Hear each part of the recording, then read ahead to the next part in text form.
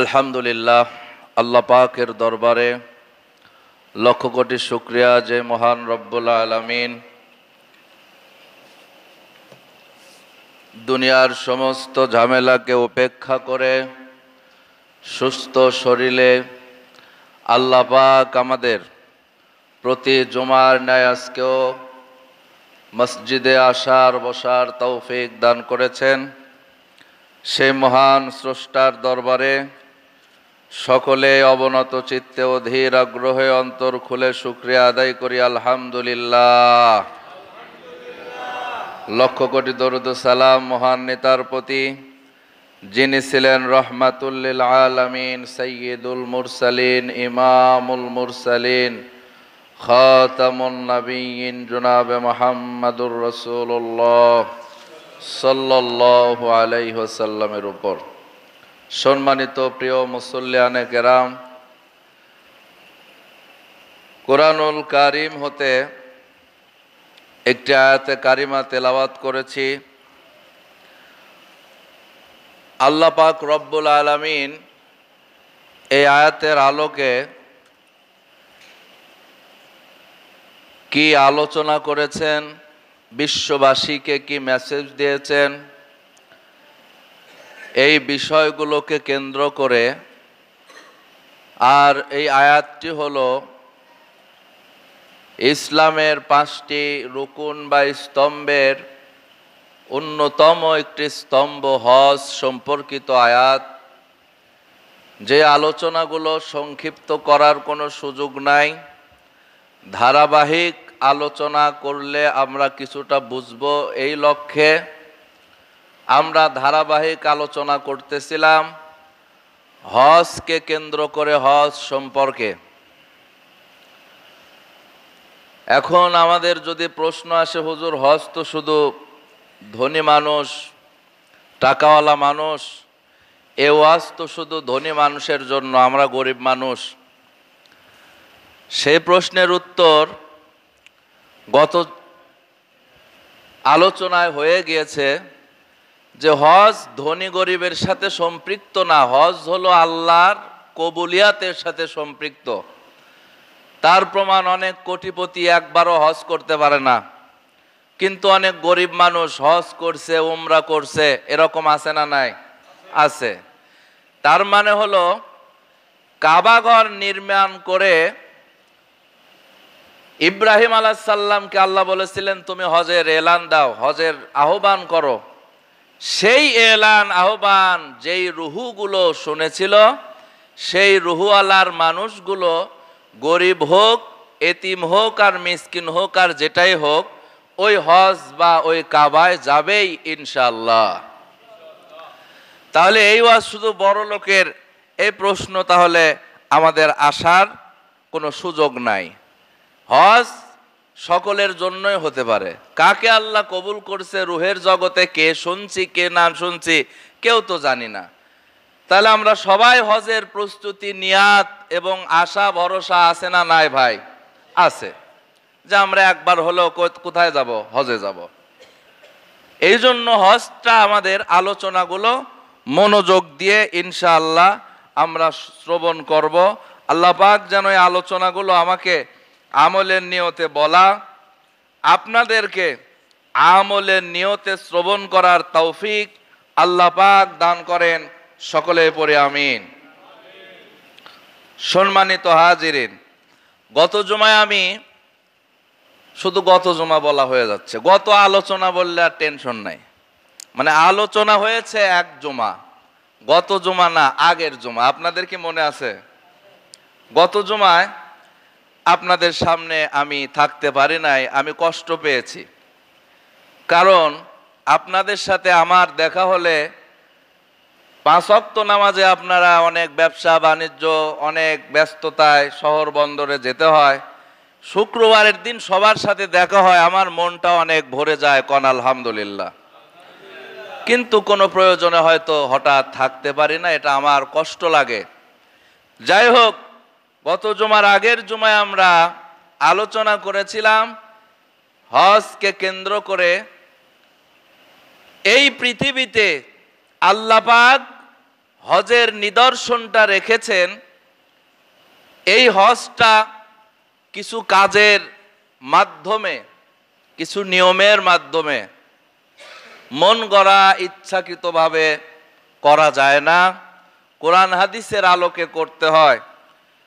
মুআল্লিম সাহেবরা আপনাদেরকে শিখায় হজে যাওয়ার আগে। আমরা যদি তারও আগে থেকে এরকম ভাবে জানি, আমাদের পক্ষে সুবিধা হবে নাকি অসুবিধা হবে ভাই? আল্লাহ পাক আমাদের জানার বোঝার তৌফিক দিও, কোন আমিন। আমি আলোচনা করতেছিলাম একটি বিষয়, সেটি হলো হজের সংজ্ঞাকে কেন্দ্র করে। হজটা কি? হজ হলো নির্দিষ্ট সময়ে, নির্দিষ্ট পোশাকে, নির্দিষ্ট স্থানে, নির্দিষ্ট কিছু কাজকর্ম করার নাম কি? হজ। নির্দিষ্ট সময়, এটা খুব সংক্ষেপে বললে বোঝা যায় জিলহজ মাস। নির্দিষ্ট পোশাক, এটাও সংক্ষেপে বোঝা যায় এহরামের কাপড়। নির্দিষ্ট স্থান আর নির্দিষ্ট কাজ, এই দুইটা একটু ব্যাখ্যা না করলে বোঝা সম্ভব না। তো আমি ছিলাম নির্দিষ্ট স্থান সমূহের মধ্যে সবচেয়ে যেই স্থানকে কেন্দ্র করে হজটা হয়, সেই স্থানটা, সেই ঘরটার নাম হলো কি ঘর বলেন তো? বাইতুল্লাহ ঘর, কাবা ঘর, যে যে নামে পরিচিত বলি আমরা। আল্লাহ পাক কুরআনের মধ্যে বলেছেন বাইতুল্লাহ, ইন্না আউওয়ালা বাইতিন বুদিয়া লিন্নাস লাল্লাতি বিবাক্কাতা মুবারাকাও ওয়া হুদাল লিল আলামিন। নিশ্চয় আল্লাহ পাক রব্বুল আলামিন পৃথিবীর মধ্যে সর্বপ্রথম যেই ঘরটি বানিয়েছেন, সেই ঘরটার নাম হলো বাইতুল্লাহ। সেই ঘরটা যেই জায়গায় অবস্থিত, সেই জায়গার নাম বাক্কা। সেই জায়গার নাম কি? বাক্কা বলেছেন কোরআনের মধ্যে। এটারও ব্যাখ্যা আমি করেছিলাম আগের আলোচনা, আবার আপনাদের স্মরণ করিয়ে দিতে গেলে অল্প সময়ে হবে না। এখন সামনে আসুন। বাক্কার ব্যাখ্যা বলেছিলাম, একটু একটু কি মনে আছে আপনাদের? আগের নাম বাক্কা ছিল, অথবা পুরো শহরের নাম মক্কা, কাবা যে এরিয়াতে, সেই এরিয়ার নাম কি? বাক্কা। তো আসুন, এই প্রথম ঘর পৃথিবীতে। আর কোনো ঘর নাই, মানুষ নাই, জীবজন্তু নাই, পশু পাখি নাই, গাছপালা, এমন অবস্থা পৃথিবীতে। এই পৃথিবীটা সর্বপ্রথম আল্লাহ পাক সৃষ্টি করেছেন নাকি মানুষ সৃষ্টি করেছেন? একটু জানা থাকলে উত্তর দিবেন। আগে পৃথিবী না আগে মানুষ? মাশাআল্লাহ, আলহামদুলিল্লাহ। তার সহজ উত্তর হলো, দেখেন, মানুষ বানাইছে যাক, তার নাম কি বলেন সবাই? আদম আলাইহিস সালাম। আর আদমকে আল্লাহ পাক কি দিয়ে বানাইছে বলেন তো? মাটি দিয়ে। তাহলে আগে মানুষ না আগে মাটি? আগে মাটি, তারপরে কে? মানুষ। সুতরাং এখান থেকেই বোঝা যায় যে মানুষের আগে পৃথিবী আল্লাহ পাক বানিয়েছেন। কোন সুবহানাল্লাহ। আল্লাহ পাক রব্বুল আলামিন মানুষের আগে এই পৃথিবী কেন বানিয়েছিলেন? আল্লাহ পাক রব্বুল আলামিনের একটা শান এবং একটা তার অবস্থান এবং তার অভ্যাস হলো যে যেটা সৃষ্টি করবেন, সেই সৃষ্টির যেটা প্রয়োজনীয় জিনিস, সেই জিনিসগুলো আল্লাহ পাক দয়া করে, মায়া করে আগে থেকে বানিয়ে রাখেন। কোন সুবহানাল্লাহ। একটা সন্তান পৃথিবীতে আসে, কি খেবে, কি খাবে? আঙ্গুর, আপেল, কমলা, বেদেনা, ভাত, পোলাও, কুরমা, এগুলো খেতে পারবে না। আল্লাহ পাক জানেন কি জানেন না? জানেন।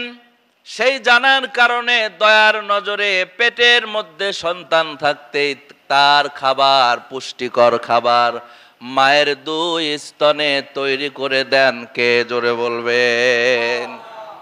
আল্লাহ পাক জানেন এই শিশু আমার নিষ্পাপ, এই বান্দা পৃথিবীর কোনো খাবার খেতে পারবে না একমাত্র মায়ের বুকের দুধ ছাড়া।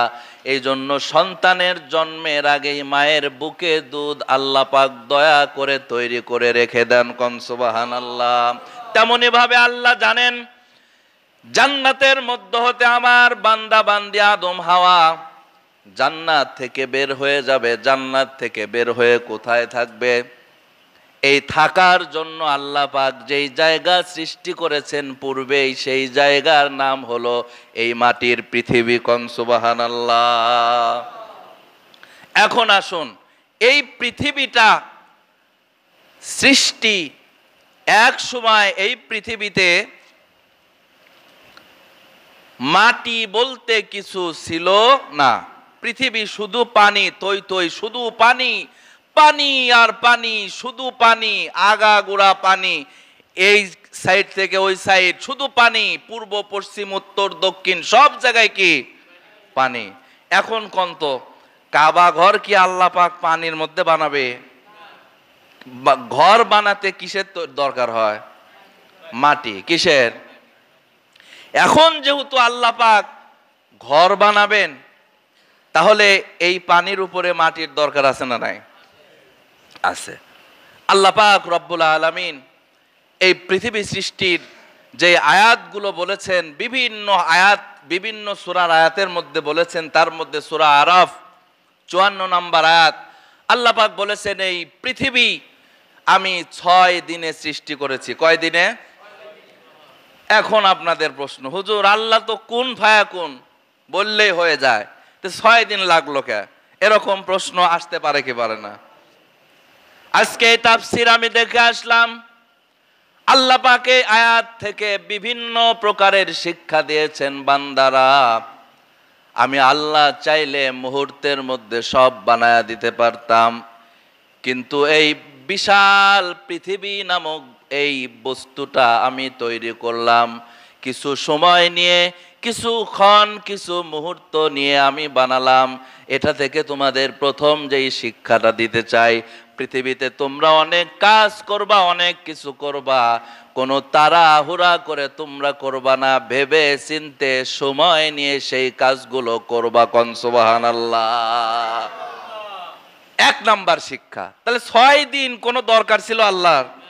আল্লাহ বললে সব হয়ে যায়, মুহূর্তের মধ্যে হয়ে যায়, কিন্তু 6 দিন নিয়েছেন। কয় দিন নিয়েছেন?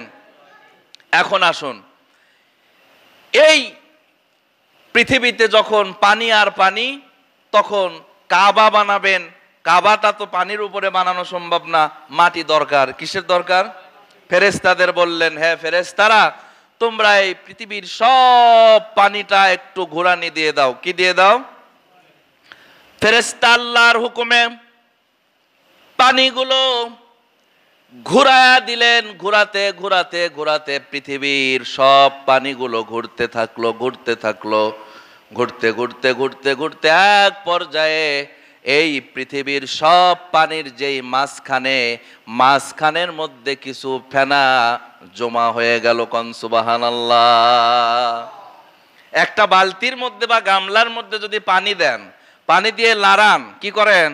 লাড়িয়ে দেন, তাহলে কিছু ফেনা ওই বালতির এক কিনারায় যাবে না মাঝখানে যাবে? এরকম টেস্ট করছেন কোনোদিন কেউ? ছোটবেলায় খেলায় দোলায় করছি, দেখি যে ঘুরানি মারলে কি হয়, বালতির মাঝখানে কিছু ফেনা জমা হয়। কি জমা হয়? এখন আমি এটা কোরআন থেকে বলতেছি। কিসের থেকে বলতেছি? কোরআন থেকে। কিন্তু এই পৃথিবী তৈরির ইতিহাসে কিছু বিজ্ঞানী আছে যাদের থিওরি এই কোরআনের সাথে একটু মতবিরোধ। কোরআনের সাথে কি? তারা বলেছে এই পৃথিবীটা তৈরি হয়েছে 2টা গ্রহের একটা সংস্পর্শে। যখন 2টা গ্রহ বিস্ফোরণ হয়ে গেল, 2টা 2 দিক থেকে এসে কি হলো, বিশাল জোরে একটা অ্যাক্সিডেন্ট করে ফেললো। যেরকম 2 দিক থেকে 2টা বাস যদি একসাথে আসে মুখোমুখি হয়, কি হয়ে যায়? ভেঙ্গে চুরমার হয়ে যায়, গ্লাস সব কিছু। এভাবে বিজ্ঞানীরা থিওরি দিয়েছে। কিন্তু বিজ্ঞানী মানবেন না কোরআন মানবেন? কথা বলে না। বিজ্ঞান মানবো না কোরআন মানবো? কোরআন আগে না বিজ্ঞান আগে? 1500 1500 বছর আগে এই কোরআন। কয় হাজার বছর আগে? আর বিজ্ঞানের আবিষ্কার কয় বছর আগে? এই 200-400 বছর আগে। তার আগে কোরআন না আগে বিজ্ঞান? কিন্তু আমাদের সমাজে কিছু দুনিয়াবি শিক্ষায় পড়ে আমাদের কিছু শিক্ষিত মানুষগুলো তারা কোরআনের কথা তেমন একটা গুরুত্ব না দিয়ে বিজ্ঞানের কথাটা কি দেয়, গুরুত্ব দিতে দিতে এমন হয় যে মুসলমানের কাতারে আর থাকে না, নাস্তিকের কাতারে যায়। কথা কি আমি বোঝাতে পারছি? তাহলে আমরা কি বিজ্ঞান মানবো আগে নাকি কোরআন মানবো? হ্যাঁ, বিজ্ঞানও মানবো, বিজ্ঞানের কথা যদি কোরআনের লাইনে হয়, কোন সুবহানাল্লাহ। কিন্তু বিজ্ঞানের কথা যদি কোরআনের সাথে বিরোধ হয়, আমরা কি মানলে মুসলমান থাকবো? তারা বলল 2টা গ্রহ, 2 দিক থেকে এমন ভাবে বিস্ফোরণ হয়ে গেল, বিস্ফোরণের কারণে 2টা গ্রহের থেকে কিছু পদার্থ বা ভেঙ্গে চুরমার হয়ে পড়তে পড়তে পড়তে পড়তে এক জায়গায় জড়ো হয়ে এই পৃথিবী নামক ভূখণ্ড হয়ে গেল। নাউযুবিল্লাহ। তাদের থিওরি হলো এটা। বুঝতে পারছেন কি আপনারা?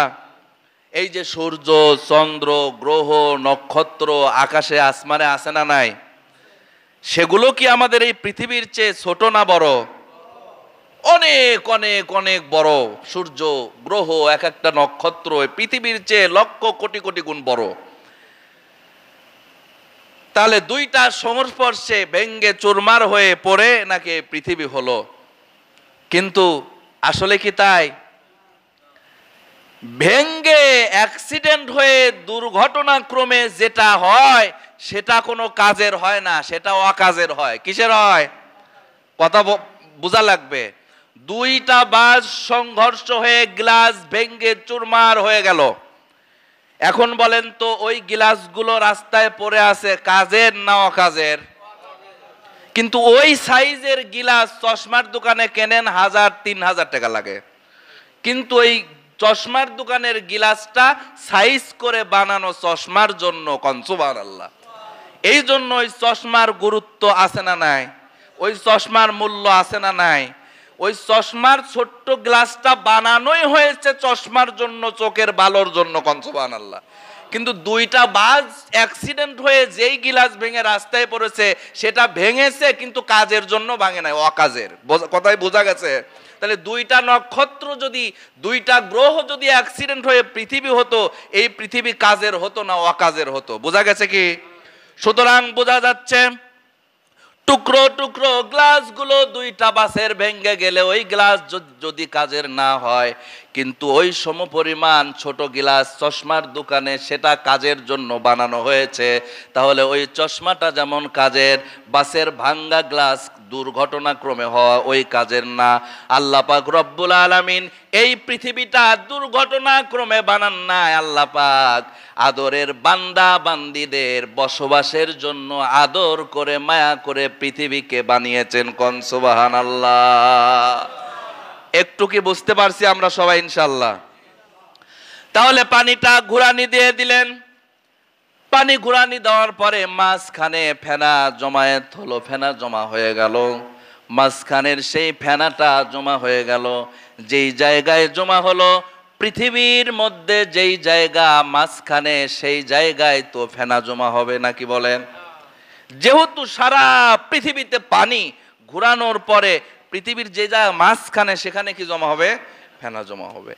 সেই জায়গায় ফেনা জমা হয়ে আল্লাহ পাক রব্বুল আলামিন ওই ফেনার মাধ্যমে জমে আস্তে আস্তে আস্তে আস্তে করে ওই ফেনার মধ্য থেকে আল্লাহ পাক মাটির খণ্ড বানিয়ে ফেললেন। সুবহানাল্লাহ। আর পৃথিবীতে যত রাষ্ট্র আছে, যত জেলা আছে, যত দেশ আছে, সবচেয়ে পৃথিবীর মাঝখানে, পৃথিবীর মানচিত্র ক্যালেন্ডার দেখলে আপনারা বুঝতে পারবেন, পৃথিবীর সবচেয়ে মাঝখানে যেই জায়গা রাষ্ট্র, সেই যে জায়গা বা রাষ্ট্রের নাম হলো সৌদি আরব। সুবহানাল্লাহ। আবার সৌদি আরবের মধ্যে যেই জেলাটা সবচেয়ে মাঝখানে, সেই জেলাটার নাম হলো মক্কা। বলেন সুবহানাল্লাহ।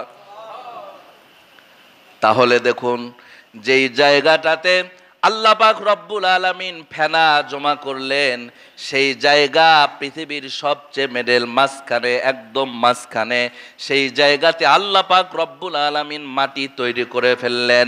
মাটি তৈরি করার পরে আস্তে আস্তে আস্তে আস্তে আস্তে করে আল্লাহ পাক রব্বুল আলামিন ওই মাটিগুলো আল্লাহ পাক রব্বুল আলামিন বিছানার আকারে এই পৃথিবীতে বান্দা বান্দির বসবাসের সুবিধার জন্য বিছায়া দিলেন। বলেন সুবহানাল্লাহ। এই যে বাংলাদেশের মাটি, এই মাটির প্রথম উৎপত্তি স্থল তাহলে কোন জায়গায়? মাঝখানে। মাঝখান কোন জায়গা বলেন না কেন? মাঝখান কোন জায়গা আবার বলেন? মক্কা। এখন আসুন, তাহলে এই মাটির উৎপত্তি স্থল, রসুন একটা যখন লাগাই, ওই রসুন একটা কুয়া থেকে অনেকগুলো কুয়া আকৃতি হয়ে যায়। আসল কুয়া কিন্তু প্রথম যেই কুয়াটা লাগাইছিলাম তারপরে তো অনেকগুলো হয়েছে নাকি? প্রিয় ভাই বাবাজিরা আমার, দেখুন আমাদের এই বাংলাদেশের মাটি, সারা পৃথিবীর মাটির উৎপত্তি স্থল যেই জায়গাটা, সেই জায়গা কিন্তু মক্কা। সেই জায়গা কোনটা? মক্কার মাটি থেকেই আস্তে আস্তে মাটি তৈরি হয়ে সারা পৃথিবীতে মাটি ছড়িয়ে গেল। তাহলে আমাদের এই মাটির সাথে সেই মক্কার উৎপত্তি স্থলের সেই ফেনা তৈরি হওয়া মাটির সম্পর্ক আছে না নাই? নাকি রাষ্ট্র আলাদা, মাটিও কি আলাদা? মাটি একই, খালি রাষ্ট্রের নাম আলাদা। প্রিয় ভাই বাবাজিরা আমার, তো আসুন, এই যে মাটি যেই জায়গা থেকে তৈরি করলেন, সেই জায়গাটা মাঝখানে, আর কাবাটা আল্লাহ পাক রব্বুল আলামিন যেই জায়গায় স্থাপন করেছেন, সেই জায়গাটাও পৃথিবীর মাঝখানে কাবা। কোন সুবহানাল্লাহ। যত বড় বড় মেশিন পত্র আছে সব কিছু উপরে আমরা কি যেন পাঠায় দেয় আসমানে, ওখান থেকে ইয়ে আসে, নেটওয়ার্ক আসে, লাইট, স্যাটেলাইট। এই স্যাটেলাইট দিয়ে যদি আপনি দেখেন যে কাবাটা কোথায়, স্যাটেলাইট বলে দিবে কাবাটা পৃথিবীর সবচেয়ে মাঝখানে। কোন সুবহানাল্লাহ।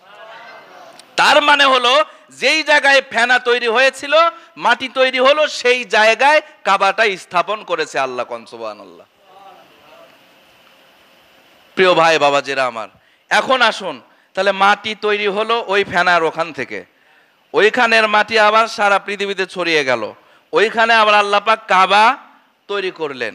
আবার এই মাটি দিয়ে আল্লাহ মানুষ, এখন মানুষ তৈরির উৎপত্তি কি বলেন তো? মাটি। বলেন কি?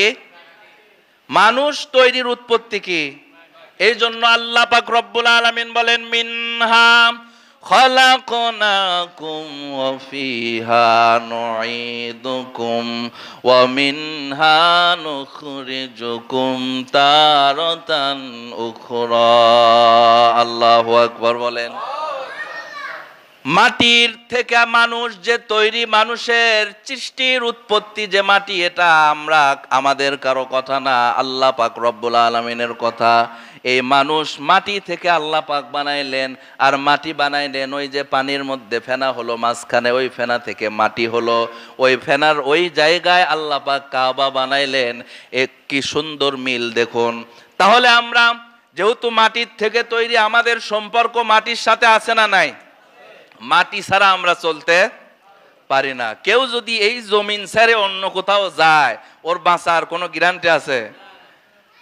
প্রিয় ভাই, এজন্য আমরা মাটিতেই বসবাস করি, মাটি থেকেই ফসল পাই, মাটি থেকেই উপকার পাই, এই মাটিতেই চলাফেরা করি, এই মাটিতেই আবার কি হয়ে যায়? মারা যাওয়ার পরে মিশে যায়। দেখুন এই মাটির সাথে আমাদের কি সুন্দর সম্পর্ক। আর সবচেয়ে বড় আকর্ষণ হলো, দেখুন সব মানুষ এই মাটির সাথে সম্পর্ক, আর এই মাটির উৎপত্তি তৈরি যেই জায়গায় তৈরি, সেই জায়গার সাথে সম্পর্কটা আরো বেশি থাকবে। এটাই তো বাস্তবতা, এটাই তো বাস্তবতা। এই জন্য প্রত্যেকটা মানুষের হৃদয়টা কাবা যেই জায়গায় অবস্থিত, ওই কাবার জায়গাটার সাথে অনেক সম্পর্ক। কোন সুবহানাল্লাহ। আপনাদের আমাদের মনটা কাবার সাথে অটোমেটিক মোহাব্বত আছে না নাই? আছে। এজন্য হজের মৌসুম আসলে আমাদের মনটা অটোমেটিক কাবার দিকে ধাবিত হয়, যারা হজে যান আমাদেরও মনটা কাঁদে যে আমরাও যদি যাইতে পারতাম, বা সব সময় মনের একটাই আশা আকুতি ওই কাবায় যদি একবার যেতে পারতাম। এটা কেন? বলে আমাদের উৎপত্তির স্থলই ওই কাবার জায়গা। কোন সুবহানাল্লাহ। আর মানুষ ধাবিত হয় যেই জায়গা তার উৎপত্তি স্থল, সেখানেই সে ধাবিত হয়, এটাই মানুষের স্বভাব। আমি কি বোঝাতে পারছি আপনাদের? প্রিয় ভাইরা আমার, বাবাজিরা আমার, এই পৃথিবী তৈরি করার পর আল্লাহ পাক রব্বুল আলামিন পৃথিবীর যেই জায়গায় ফেনা ছিল আবার মাটি তৈরি হলো উৎপত্তি স্থল, সেই জায়গায় আল্লাহ পাক রব্বুল আলামিন কাবা নামক সেই প্রথম ঘর, আল্লাহ বলেন ইন্না আউওয়ালা বাইতিন বুজিআ লিন্নাস লাল্লাতী বিবাক্কাতা মুবারাকাও ওয়া হুদাল লিল আলামিন। আল্লাহ বলেন প্রথম ঘর আমি পৃথিবীর মাঝখানে জমিনে আমি স্থাপন করলাম। আল্লাহ পাক রব্বুল আলামিন স্থাপন বলার উদ্দেশ্য হলো আল্লাহ পাক প্রথম যখন কাবা ঘর এই জমিনে স্থাপন করেছেন, আল্লাহ পাক রেডিমেড একটা কাবা এই জমিনের মধ্যে আল্লাহ স্থাপন করেছেন। কোন সুবহানাল্লাহ। তারপরে ক্রমে ক্রমে আদম আলাইহিস সালাম এবং ইব্রাহিম আলাইহিস সালাম, হযরত মুহাম্মদ সাল্লাল্লাহু আলাইহি সাল্লাম ধাপে ধাপে ধাপে ধাপে প্রয়োজন মাফিক আল্লাহ পাক তার বান্দাদের নিয়ে কাবাঘর পুনর্নির্মাণ করিয়েছেন। যখন আদমকে সৃষ্টি করার আগেই পৃথিবী বানালেন, কাবাঘর স্থাপন করলেন, কোনো মানুষই নাই, তাহলে বানাবে কে? এরকম আপনাদের প্রশ্ন আছে না নাই? সুতরাং ওই কাবাটা আল্লাহ পাক স্থাপন করে দিলেন রেডিমেড আকারে। আপনারা আমরা এখন যেই কাবা দেখতেছি সর্বোচ্চ 36 ফিট লম্বা। কত ফিট লম্বা? 36 ফিট বলতে আমাদের বাংলাদেশের বিল্ডিং এর হলো 3 তলার একটু বেশি। আমরা যদি 11 ফিট করে দেই, 3 11 কত হয়? 33 ফিট। তাহলে 36 আর 33 এটার ব্যবধান। তাহলে মোটামুটি আমাদের দেশের 3 তলা বিল্ডিং যতটুকু উঁচু, কাবাঘর ততটুকু উঁচু। কোন সুবহানাল্লাহ। আর এদিকে ওদিকে 35 30 এরকম আপনার প্রস্থ লম্বা। এই যে কাবা ঘরের আকৃতি আল্লাহ পাক প্রথম যে সৃষ্টি করেছেন, 3 তলা বিশিষ্ট একটা বিল্ডিং যখন জমিনে স্থাপন করা হয়, সেই বিল্ডিং এর ভিত্তি প্রস্তরটা কয় ফিট দেওয়া যেতে পারে? 5-7 ফিট গভীর রড টড দিয়ে ঢালাই করে তারপর কি বিল্ডিং করি। কাবা ঘরও তো তাহলে ওই কয়েক ফিটই থাকবে, নাকি বলেন? আল্লাহ পাক রব্বুল আলামিন বলেছেন না, কাবা ঘরের তোমরা বাহ্যিক ভাবে 36 ফিট দেখতেছো, না না না, এই কাবা ঘর 36 ফিট লম্বা না। কাবা ঘর এমন লম্বা, বাইতুল মামুর পর্যন্ত কাবা ঘর লম্বা। বাইতুল মামুর থেকে 7 আসমান ঊর্ধ্ব, 7 আসমান ঊর্ধ্ব জগৎ ভ্রমণ করে আমার আরশ, আল্লাহর আরশ সর্বোচ্চ উপরে, আল্লাহর আরশ পর্যন্ত উপর পর্যন্ত কাবার প্রস্থ। কোন সুবহানাল্লাহ। বাহ্যিক দৃষ্টিতে 36 ফিট আমরা দেখতে পাই। এখন বলবেন হুজুর 36 ফিট দেখতে পাই, আমাদের এই চোখে আল্লাহ যেটা দেখার সুযোগ দিয়েছেন সেটা ছাড়া কি দেখার বুদ্ধি আছে নাকি? আল্লাহ যে আমাদের এই যে পৃথিবীতে এই মসজিদেও এই মুহূর্তে জিন থাকতে পারে, কিন্তু আমরা কি দেখতেছি নাকি? কথা বলেন না কেন? কিন্তু জিনেরা আমাদের দেখতেছে। এই মুহূর্তে যদি কিছু জিন এই মসজিদে থাকে, ওই জিনগুলো আমাদের দেখতেছেন, কিন্তু আমরা জিনকে দেখতে পারতেছি নাকি?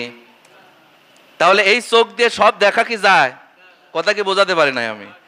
তাহলে আল্লাহ বলেন তোমাদের এই চোখ দিয়ে 36 ফিট দেখতে পারবা, বাইতুল মামুর পর্যন্ত আমার কাবার এই উচ্চতা, এটা তোমাদের এই দৃষ্টিতে দেখতে পারবা না। বলেন সুবহানাল্লাহ।